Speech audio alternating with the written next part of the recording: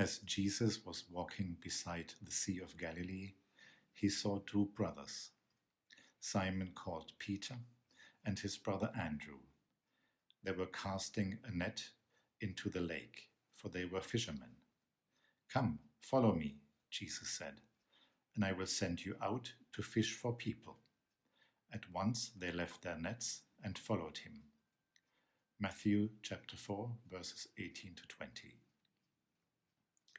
I lived on the planet for 26 years before I met my wife.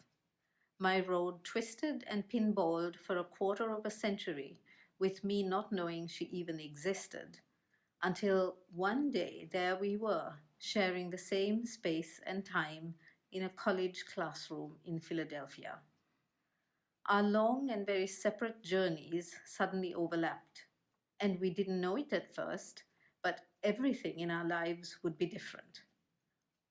All of our relationships can be understood as intersections, the places our road meets that of another person, and both stories are rewritten, sometimes wonderfully and sometimes less so. Each of us is a product of these many crossings. I always liked the idea of reading the gospel stories and looking for the intersections, the times Jesus' life crossed the path of another person, and how each person was irrevocably changed by the occasion. A man driven to madness and isolation finds rest in his own head. A shunned leper receives an unprecedented embrace. A woman caught in adultery is surprised by extraordinary mercy. A despised tax collector is invited into revolutionary ministry.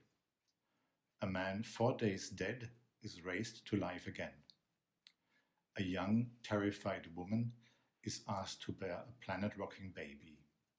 Over and over, when someone meets Jesus, transformation and restoration are waiting.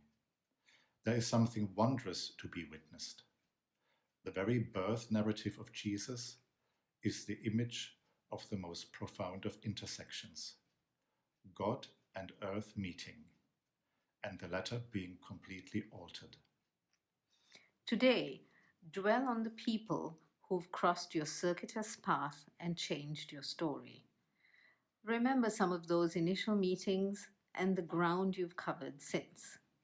Sit with gratitude for them and for the difference they've made on your journey, and reflect on the way you've been changed by an encounter with God, or what seemed like God to you in that moment. Think about the love and the faith you found in the intersections.